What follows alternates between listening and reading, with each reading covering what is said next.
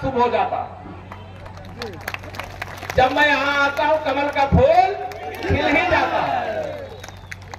ऐसे हमारे मंत्रिपरिषद के साथी गिरीश यादव जी, जब मैं उस समय आया था, मैंने कहा कि हमारी राजनीतिक हिस्सेदारी हमारे परिवार वालों की शिकायत रहती है, लेकिन अब जौनपुर नगर पालिका के प्रथम नागरिक के रूप में मनोरमा जी को आपने निर्वाचित करके नगर पालिका अध्यक्ष बना दिया, इसकी मैं बधाई देता हूं।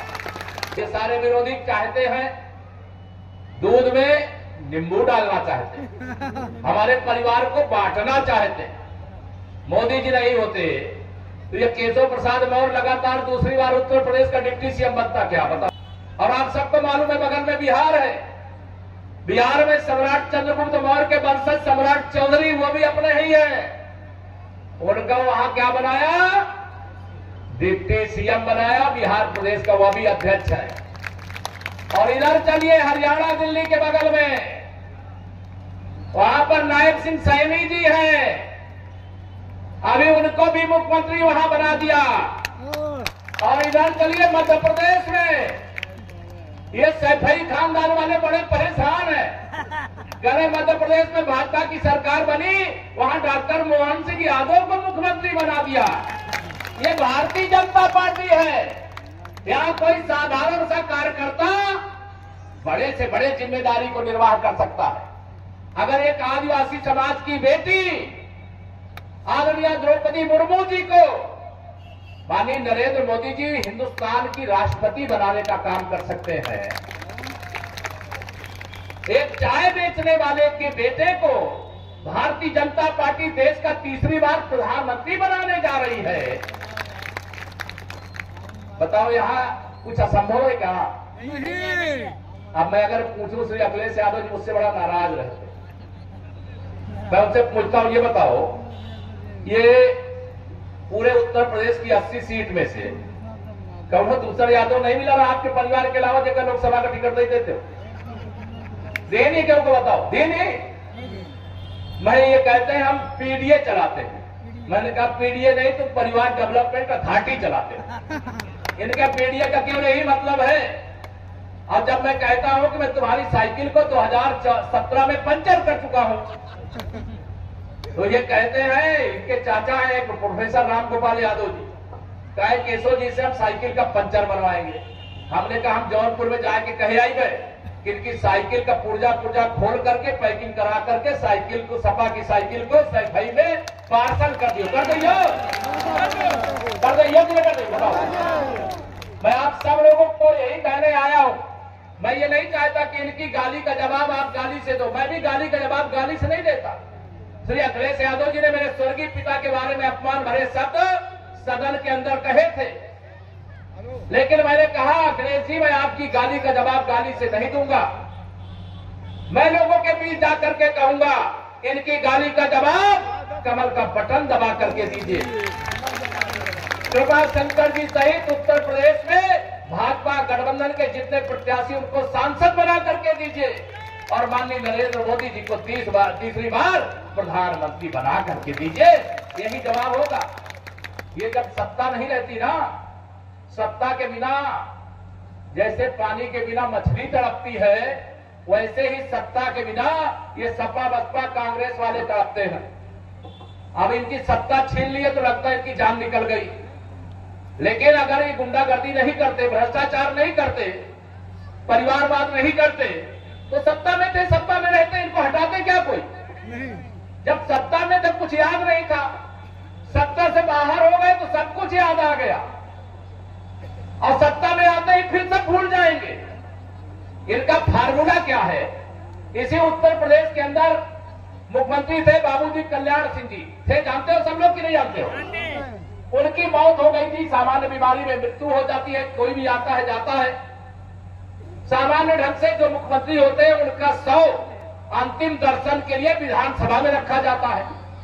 अखिलेश यादव जी 500 मीटर दूर बैठे थे, उनको श्रद्धांजलि देने केवल इसलिए नहीं आए कि उनका जो वोट बैंक है, जिन आतंकवादियों के मुकदमे इन्होंने वापस लिए थे, जिनको दंगा करने की खुली छूट दिया था, जिन्होंने समाजवादी पार्टी की साइकिल से अतीक अहमद जैसे अपराधियों को, माफियाओं को सांसद बनाया था, वही श्री अखिलेश यादव जी जो 500 मीटर चल करके बाबूजी कल्याण सिंह को श्रद्धांजलि नहीं देने गए, वही गाजीपुर का माफिया उसको मसीहा बता करके उसकी कब्रिस्तान पे फतीहा पढ़ने के लिए गए थे कि नहीं? बताओ, गए थे कि नहीं गए?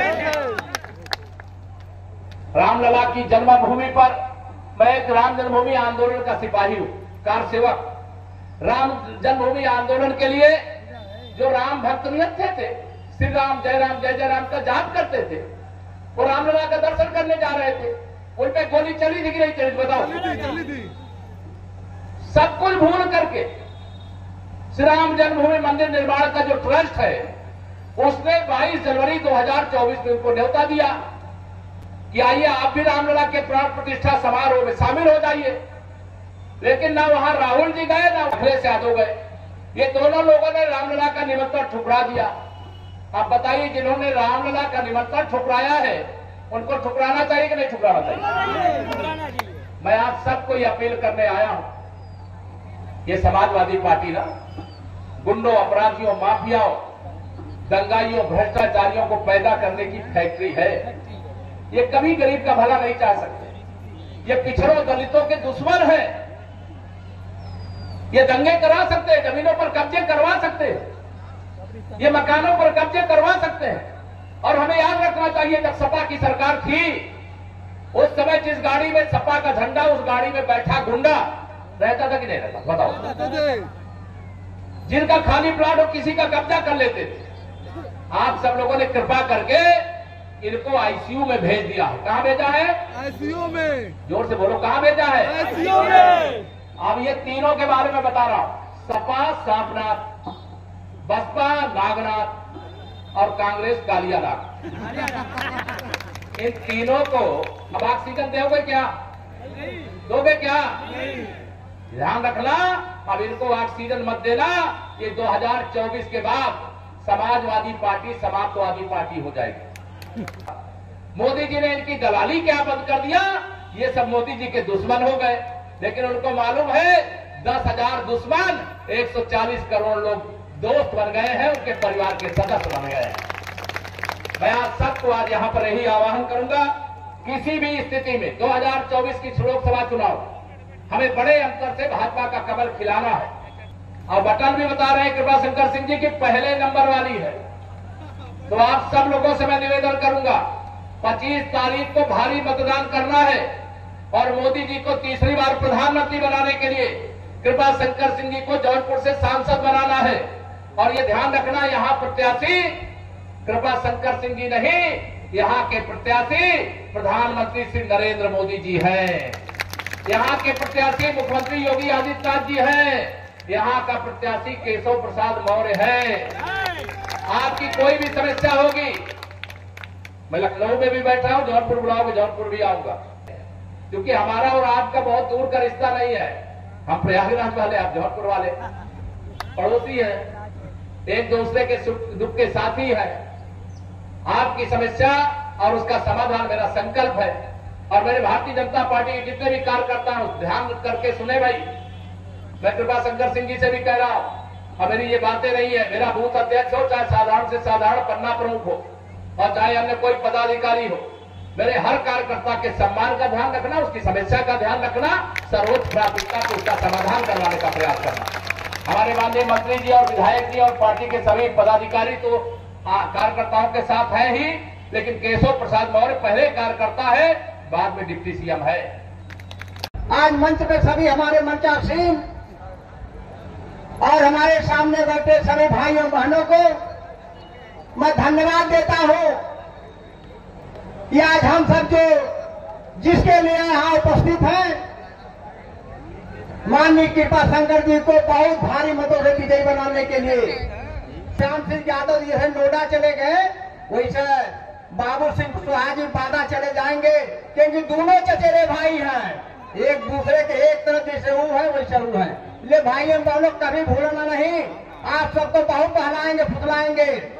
विवाद फैला रहे हैं कि मोदी जी संविधान खत्म कर दे रहे हैं, ये सब बौखला चुके हैं साथियों।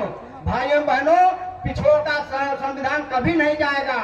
आपका जो प्रत्याशी है, आपके परिवार का जो मुखिया चुनाव लड़ने आया है, जौनपुर की धरती से 10,500 लोगों को रोजगार देने का कार्य अगर किसी ने किया है जौनपुर की धरती पर, तो आपका बेटा, आपका लाल कृपा शंकर सिंह ने किया है। मैं आपसे भारतीय जनता पार्टी, भारतीय जनता पार्टी अब की बार, अब की बार, अब की बार श्री कृपा शंकर सिंह जी को अगर मोदी जी ने भेजा है, और मोदी जी विश्व के सबसे बड़े नेता हैं और विश्व के सबसे बड़े लोकप्रिय नेता हैं, अगर उन्होंने स्वयं कहा है कि आप जाओ कृपा भाई कहते हैं, कृपा भाई आप जाओ जौनपुर की सेवा करो, आपने मुंबई में बहुत सेवा करी, आप जाओ जौनपुर में सेवा करो, तो जहां जहां आपने भाषण दिया होगा, भाषण में आपने क्या बोला होगा, हर जगह यही बोला कि मैं जौनपुर में उद्योग लगाऊंगा, जौनपुर में कल कारखाने लगाऊंगा, जौनपुर के किसी नौजवान को बंबई, दिल्ली, सूरत, अहमदाबाद, गुजरात, कलकत्ता जाने की आवश्यकता नहीं पड़ेगी। हम अपने गांव के गरीब नौजवानों को अपने जौनपुर में ही रोजगार दें।